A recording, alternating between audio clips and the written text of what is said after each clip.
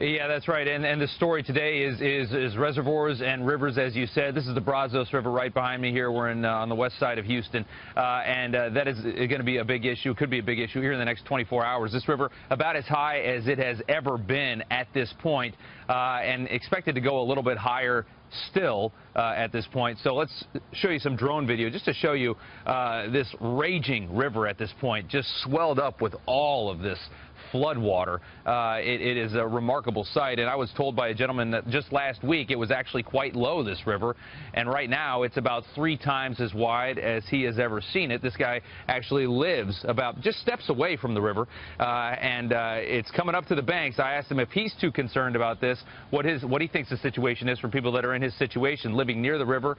He said it could get worse for the next 24 hours, and the governor also given a pretty dire warning about the situation in Texas, even though the storm has now moved on. Let's listen to those sound bites. Right across the river. Right across. Those poor folks are underwater. All of the rain they had up north, It's got to shed back down to the Gulf, so this is its path. The last I heard, it's supposed to crest sometime Friday early morning.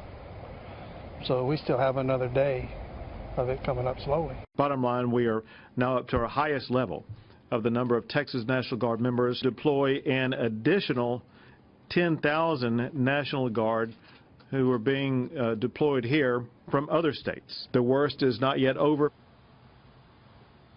In extreme eastern Texas, Beaumont, Port Arthur, that area, the Neches River is another major concern. A judge in Tyler County warning people to get out or die because of concerns that this river could swell to a point where it's very likely to kill people, according to that Texas judge.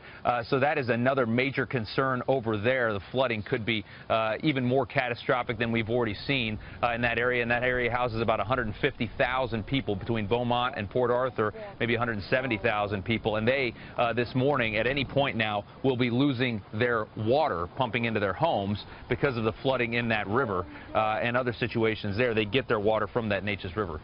So the situation there is very, very bad right now. The storm has moved on. It has cleared out of that area, but the problems do continue here in Texas. Ladies, we'll send it back to you. Yeah, it's still under, rescue and recovery operations at this point, not even beginning rebuilding. Well, it's been about a week now since we saw rain started to come down from Hurricane Harvey.